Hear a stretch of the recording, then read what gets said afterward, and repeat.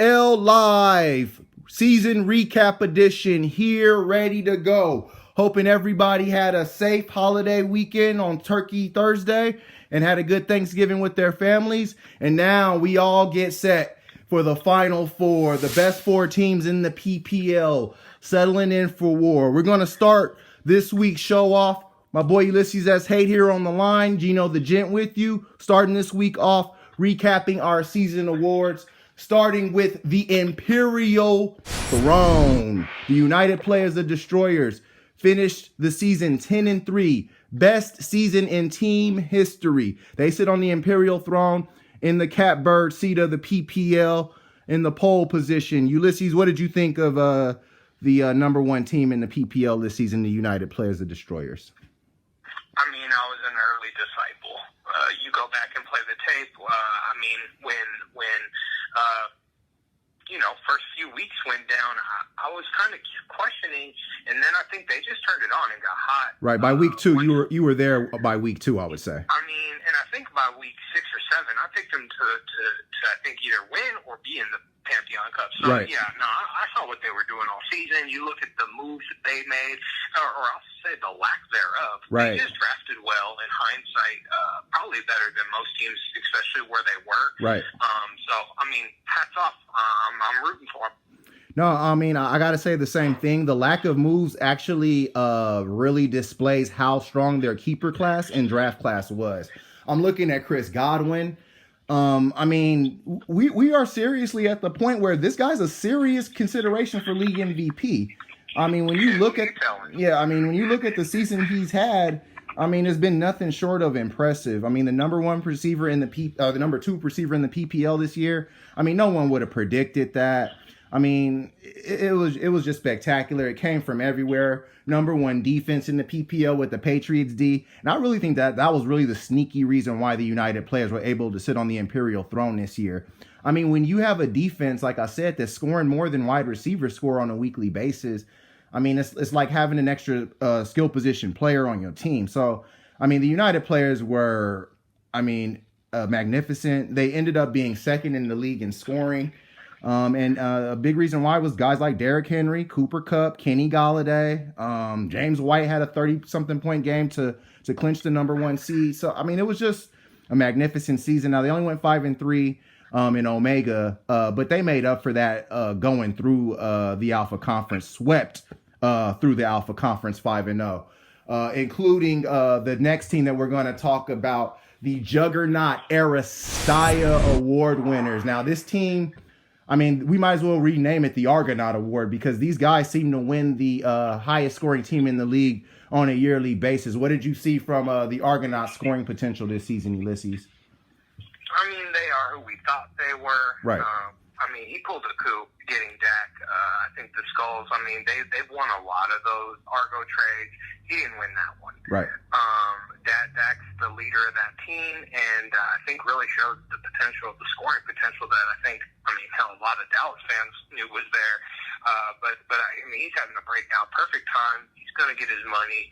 So I think that he led an Argo team that was a little less conventional than in years past. Right. He did a lot more plug and play, a lot less big names, but I think that was more indicative of the season. We just kind of felt a changing of the guard, and he made the moves to stay in position. Right. And it shows. No, for sure. I mean, looking at this season, you're right, man. I mean, I can't pinpoint any one guy that was really the reason why the Argonauts were as high scoring as they were. It's just, I guess it's the system that they have in place. I'm looking at Dak as well. That trade was masterful in hindsight because it also yielded Alshon Jeffrey, who came up big last week in the Argonauts' victory against Squad Underestimated with a 25-point game. So you're right. I mean, Devontae Adams has been nicked up this season. George Kittle's been nicked up. Josh Jacobs playing with a fractured shoulder. Julio Jones has been nicked up. I mean, we can go down the line of Argonauts. Like you said, the who's who guys. Drew Brees got hurt. And they still found a way to lead the league in scoring. So like you said, they just found a way to get it done. I think this is like the 7th or 8th time they've won the scoring title in the PPL. So, I mean, this is what they do. Like you said, they are who we thought they were. They go into the playoffs looking pretty good. So when I look at the Argonauts, you're right. I think Dak Prescott probably is the MVP of this team. But I mean, they've left 40 points on the bench already this season with like Nick Chubb. Josh Jacobs had a game where he blew out for up 30 points against the Bears on the bench. So they've actually missed scoring opportunities and still lead this league in scoring. It's been a very impressive season for them. Now let's talk about their opponent, man. The Favored by the Gods award winner, the Skulls. The Skulls were scored against the least in the PPL, man. I could not believe the statistic when I looked at it. They were only scored against, the points against was 1,307, man. And that was at least 100 plus points behind the next closest. What did you think of the Skulls? They definitely took advantage of the lack of scoring against them. Well, I mean, and that's what it is. I mean, I'm told luck works if you believe in it or not. Right. And, I mean, this guy, he won a lot of close matchups. The team's not great. I mean, but when he needed to win games, he won them. Right. I mean, you look at how things shook out in the PPL. I mean, I think this is the first year where nobody in the consolation side has a winning record. Okay. Like, there's no doubt that the four best teams made the playoffs. Definitely. Virtually no parity even going into the last 3-4 weeks of the season. Like, right. We knew who the good teams were and who the bad teams were. Yeah. And this guy, he did a good job of not losing games that the other teams that couldn't rise out of the mediocrity couldn't win. Right. So he just went out there and he won. And so, again, he beat the Argos last time they played. I think it's a commendable effort. And, again, he's made the moves. I think he shows what happens when you're willing to get out there and make some trades. Definitely. No, I thought the same thing. The scoring against them, I mean, while, it's always fortunate to be scored against the least, it's one of those things that, I mean, no one can really ever account for. So it's not like we're praising them or, poo-pooing them for getting that award. But the fact that they took advantage and were able to win 9 games says a lot about the Skulls. I said this at the beginning of the season when we had them on PPL Live for the interview. I just love the attention to detail. I love the enthusiasm that this guy's brought to the league. I mean, let's just think about it. I mean, this team last year was 1-12, man. They're 9-4 now. So even though they were scored against the least, it still took a lot of effort to make that turnaround, and they deserve a lot of credit for it. Obviously, the MVP of their team, I felt like this season, was Aaron Jones. He was a guy that, they picked up while he was injured, and they held tough, and he really rewarded them. So I got to give a lot of props to the Skulls just for being a team that every week they're bobbing and weaving, they're finding ways to win, they're resourceful, and that's something that goes a long way in the PPL, and the Skulls deserve props. And, being favored by the gods, nothing's wrong with that. Typically, those favored by the gods rise to glory. So we'll see if that works out for the Skulls. Let's get into some season recap situations. Let's start talking about the whole league in general, man. I wanted to ask you a few questions, man. Pick your brain a little bit because, you're a big time, consumer of the PPL. You know what's up. What did you think was the biggest surprise of the season? It could be anything, a game, a team, a player, an owner. To me, the surprise was the amount of young dominance that I saw this year. Okay. From Lamar, Christian McCaffrey, Dak, to an extent, Deshaun, Dalvin Cook, Patrick Mahomes, Michael Thomas, Kyler Murray. Like, you had a lot of young guys just, showing out this year. Right. I mean, to me, I think that's what makes it so exciting. I mean, this game's so exciting. What makes PPL so exciting is you're really seeing, I think, a change of the guard in the game, and we're seeing it play out in the PPL. So to me, the biggest surprise is just the amount of young dominance. And again, I think we're feeling a change into the guard. Right. And to me, it's always exciting. It makes me excited for the game. Oh, I see. No, and I agree with you. I mean, I have a different surprise, but I agree with that definitely. Guys like Dak Prescott, Deshaun Watson, Lamar Jackson, they're showing that the league is going through a revolution right now at the quarterback position, and it makes the game more wide open and exciting. So I definitely agree. That was a big surprise. You know what, man? The biggest surprise for me this season, I would have to say, was the inability of teams to adapt in the PPL. I felt like some teams felt like it was just, gonna go the way they thought it was. I didn't see the level of activity from certain teams that I expected. Not that it's a disappointment, it's just a surprise because the league typically is very active. No, I mean, the only teams that traded this whole season were the Argonauts and the Skulls. That's a whole season's worth. So that was a big surprise for me, was the lack of movement. Not saying that was a bad thing, because I feel like people were confident in their rosters, and you know, it reflected in how the season went down. So I would say the biggest surprise to me, activity by a lot of the teams in the league. But let's move on, man. Let's talk about the biggest disappointment of the season. What? Well, I mean, I think from disappointment, I mean, I think a lot of teams had a lot of keepers that didn't go the way they wanted. Right. And so to me, it's always hard to say with keepers because you don't know. Right.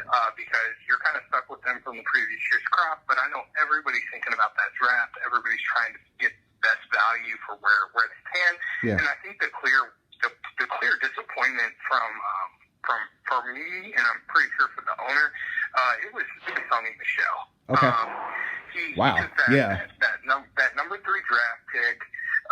I mean, BGT. breakout year, rookie of the year candidate.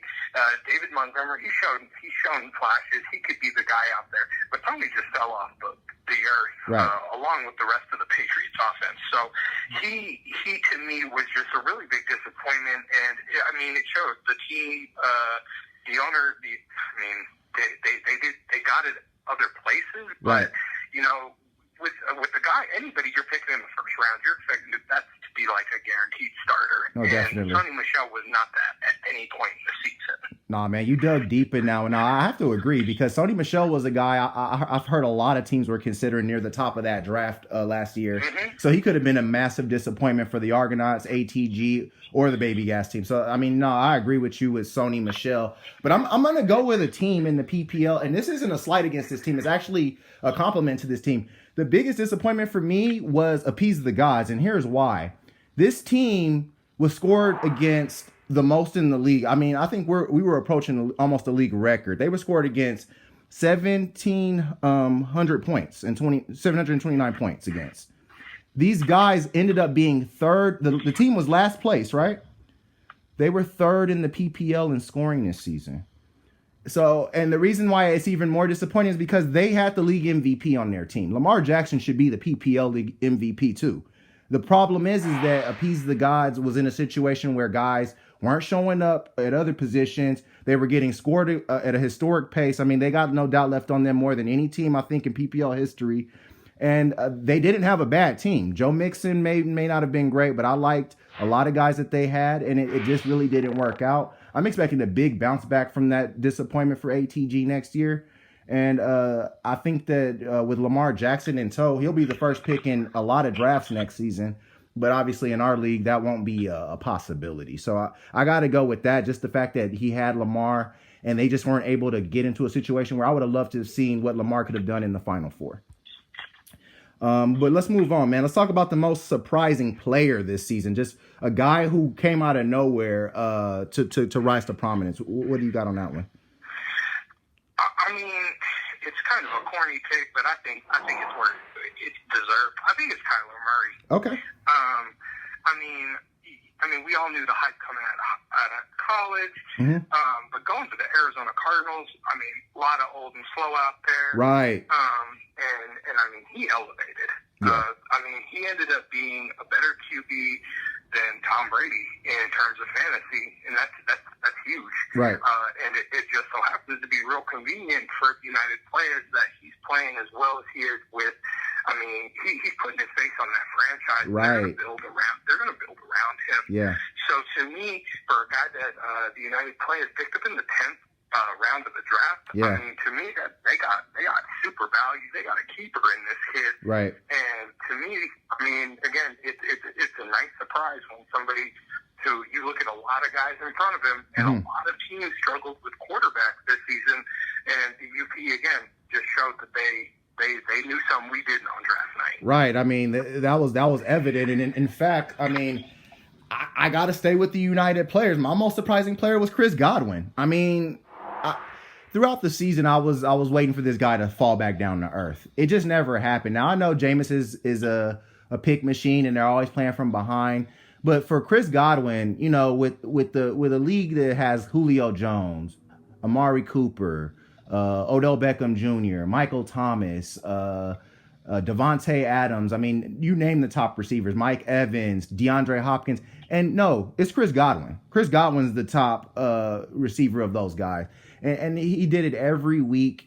Week in and week out, and I mean, I think that he's going to make a big impact in the Final Four this year. Hats off to Chris Godwin, man. I got to just say that he had the most surprising season from my perspective. Let's go to the other side though, man. What did you think was the most disappointing player this season in the PPL? Baker Mayfield.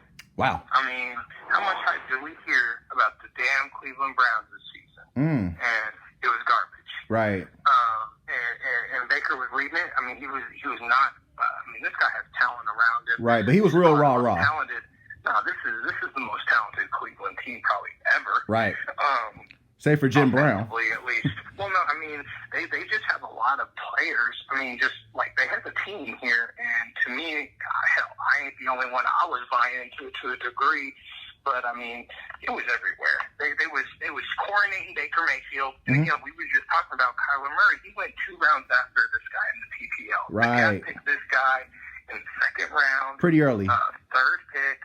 So you know it did not work out. The Gap rolled the dice, and I think he paid here. Yeah. So to me, I think not. I mean, I just think that he was probably the most disappointing. He came in with the most hype and just kind of whimpered through the season. Yeah, no, definitely. And I'm not going to even pick on the Gaff because I thought that Todd Gurley wasn't very impressive. But I'm going to stay with the Cleveland Browns. My most disappointing player is Odell Beckham Jr., man. I love this kid. I love his game. You always hear me talking about him. I love his game. He reminds me of a soccer star the way he is. He's just so quick. He's such a big-time player. He gives a big-time feel, and it just didn't materialize in Cleveland. And I can't just blame it all on Baker Mayfield because Jarvis Landry's getting his. So I'm looking at Odell a little sideways now. You know, he was blaming Eli for a lot of his struggles while in New York. And he's coming to Cleveland, and I mean, he's just not putting up those numbers. I mean, I thought that with him on the Mean Machine, I thought that I was going to put them over the top. It never quite materialized, and Odell was really the Achilles heel for the Mean Machine this year. So I got to say Odell Beckham, sticking with you in that Cleveland situation and in the Mean Machine season, I think he played a huge part in that. My second close guy, though, just as an honorable mention, I got to throw him in there, is that boy Saquon Barkley, man. I don't know what happened to that dude. But let's move on. Let's go to the most impressive team this season. Who impressed you the most, man? I know I mean, we don't even need to dive into it. I mean, it's been said. It's United Players. Okay. I mean, I have to eat some crow here. I mean, I'm one of those people that used to laugh at the United Players. Oh, we know. Used to love draft night just to see the crazy stuff that this guy was going to conjure up. Yeah. And, I mean, hey, you know, I said it earlier on in the season. You want to silence the haters, you win. Right. And that's what he did. Right. And so to me, he came out here and he impressed me from real early on, and again, I've been his probably biggest champion since I saw what could be there. So yeah, I'm all on board. He impressed me. Got you, man. I'm gonna go with the Skulls. Like I said, from going from 1-12 to turn that team to 9-4, was nothing short of spectacular. They impressed me with their ability to make trades. They impressed me with their foresight as far as making moves weekly. They didn't make. I mean, there was a few weeks of, obviously everybody has a few, bad pickups, but, on a weekly basis, he made good coach decisions, good defense decisions, and that's what wins games, man. Those little intangibles you always talk about. And I felt like for this being only their second year, they were very, very savvy with their decision making. So I got to go with the Skulls as my most impressive team this year. All right, man, let's flip the script. We're almost done here. Least impressive team this season. Who you got there? I mean, I have to kind of echo your considerations for ATG. I mean, I think that I think just from a standpoint, I mean, coming out the gate 0-7, right? That's not impressive. Right. Even if you're getting scored on, like it didn't matter who ATG played. Right. It was just they were the get right for that other team. The other two though, and and I think I put him in the same boat as ATG, is squad and machine. Okay. The reason I'm putting him in there is that I really expected both of these teams to be playoff teams. Okay. And they both, I mean, I think came out the gate like ready to go. Right. And just kind of faded away. Yeah. And you can't really point to anything. There wasn't like any catastrophic injuries. It was just like it just didn't happen. Okay. And so to me, it was just. I mean, these three teams, I think, are a lot better than their records reflect. Definitely. All three of them. Right. And I mean, again, you look at squad. Squad's got Christian McCaffrey out here, next generation. Saquon, I'm going to say maybe he's in a sophomore slump. Right. Machine's got the best receiver core in the PPL. Yeah. And ATG's got a lot of core guys led by Lamar. So, like, these teams should be in much better space than they are. So Right. I expect a lot from them next season. I expected a lot from them this season. So I put all three of them in there. Okay. I mean, you kind of took the words out of my mouth with that situation, but I'm gonna go with three teams too. I mean, I hate to pick three, but I'm gonna go down my line. I'm gonna start with squad underestimated, man.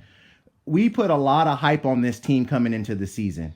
They started the season, beat the Argonauts. Week 2, beat Patty's Twins. 2-0, sitting atop the league. Do you realize they only won 3 more games the rest of the season after that?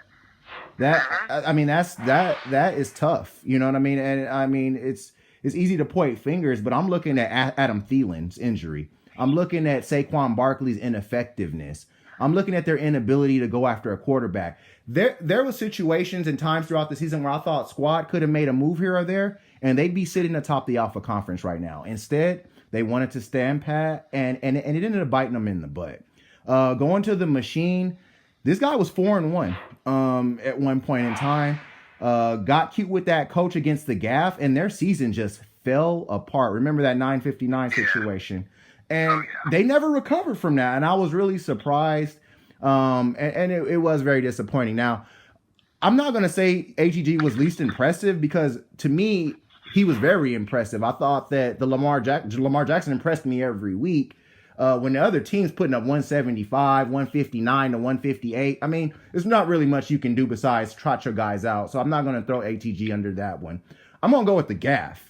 There were tea leaves all offseason about Todd Gurley. There were tea leaves all offseason about Zach Ertz losing production. And I feel like the Gaff, as they've historically done, just sat there, didn't do anything, expected everything to just be okay. And that's not going to win in the PPO. We've seen it with the Skulls. You got to make moves. You got to be ready to move on from a guy. You can't get sentimental. And I know Todd was a 2-time league MVP for them, led them to Pantheon Cup 9. But, I mean, I thought that the Gaff's team was pretty disappointing and unimpressive, just off the fact that they didn't have a counterpunch. They didn't have a trick shot. You know what I mean? They didn't have a second move. And you know, that's worked for them in the past, but with the ownerships rising up throughout the league, I don't think the Gaff can continue to stand pat and expect his guys to just show up week in and week out. So that was probably the biggest disappointment for me. Last one, man, league MVP. Who you got this year? Who was your league MVP this season? Yeah, I'll give you a league MVP, and I'll just give a shout out to each team's guy that I thought was I mean, is a guy that should be top of their keeper list. Okay. For me, I mean, the league MVP was Lamar Jackson. I mean, shit, the way that this guy's winning games. Yeah. He's beat every team. He's beating people on the road. Right. He's beating people at home. He's just beating them. They Right. ain't even gained. Right. He's gapping out. Right. So I think to me, it goes Lamar, and thus, I mean, you in no particular order. If I'm the Gaff, you can't lose Leonard Fournette. Okay. I think he's the guy for the United Players. I'm going to go unconventional. I think it was the Pats D, to be frank. I agree. This guy just had like massive production out of them, and I think people are kind of forgetting that because all the attention is going to how inept that offense is, but that defense is good. Yeah. If I go to the machine, Michael Thomas, again, he's the best. I said it earlier. Best receiver in the game. Receiver core. Yeah. He's leading the charge. Right. The Twins, it's Aaron. I mean, the Twins is looking kind of old and slow Wow. right now. If I'm going to say, among that, but hell, at least he's playing. They're in the playoffs. They're in the playoffs. Boss, it's Mahomes. I mean, you saw it. If he's not on the field, that team just can't produce the same way. Right. It's just dynamic, and so Mahomes is his guy. BGT is Dalvin Cook. Right. I hope that he stays healthy. He's exciting to watch. Definitely. Just love them dreads streaking across the screen. Right. Skulls, it's Aaron Jones, and again, that was quality pickup just because, it was on people's radars, but hell, he got him, and he's been producing. Definitely. Argos, Stack. Yeah. Has to be back. Squad, McCaffrey. Right. Saquon's probably not even in the top 2-3 on that right now. So he needs to get right. And then again, God, it has to be Lamar. Right. So I think it was an exciting season. Again, I just would have liked to see a little bit more intrigue as we went into the playoffs. But definitely, it is what it is. It is what it is. But that was pretty much the recap of the season. Now going into the Final Four, we're going to dive deeper into that next week, man. But what these 4 matchups, how do you think the first week of these matchups is going to go, starting with the Skulls Argo? Skulls Argo, I think the luck runs out. Okay. I think that the Argos have some real favorable matchups going into this week. I think the Packers against the Washingtons, the shoe-in. That Ravens at Buffalo, I think that could be an interesting matchup. Right. But the Chiefs at New England, I expect the Chiefs to win, but that could be a trap game. Okay. For them. So I think that when we're talking about this in more depth next week, I think that the prediction in line is probably true. I've got the Argos. I'm not going to pick points, but I think that they're up by 20 to 25 going into next week and really putting the Skulls against the wall. Okay. I'm gonna have to agree. I think the Argonauts will be up, but I think it'll be very slight. I think it'll be between 10 and 15 points. I think this first week's going to be very close between these two teams, especially considering the fact that Aaron Jones has such an inviting matchup, and the Argo are going to be Packer dependent this week. I think that the Skulls also have an opportunity to get off with Devonta Freeman against that Carolina defense. So there's a few things in there, and a lot of their players are intertwined. A lot of their guys are on the same team, so that's going to be an interesting thing to see. Now, what do you think of the United players going up against Patty's Twins? How do you think that'll get started off? I just look at their previous matchups, and the Twins almost put up 160 week 1. Right. And I don't know who the hell this team is right now. Right. But they've just struggled to put points up, and it just so happened they're going against the team that put up the most points, close to the most points. Right. So they're playing somebody who's really tough, and again, I just look at who they've got in the lineup, and they're guessing. Okay. This team needs to rebuild. So I think that it ain't gonna. I don't think they gap out this week, but I think it's 10 to 15 Okay. margin. Okay. I'm going to actually go the other way. I think that the United players, this is probably around the time that they need to make some moves, and I haven't seen any activity as of yet. I talked about the lack of activity. I feel like being one of the biggest surprises of the season, and unfortunately, I won't be surprised if the United players kind of stand pat this week. The Chiefs are a dangerous matchup for the Patriots defense. The Cowboys, that's not an easy win in Chicago. They could easily lose that game tomorrow night, so it's going to be interesting to see what they do on their side. The Twins are much more likely to, be active. And I think activity wins in this league. I think that the Twins will find a way to stay in the league. All righty, PPLers. Thanks for another great week of PPL Live. Geno, the Jenny Ulysses S. Hate, signing off. May the odds be ever in your favor.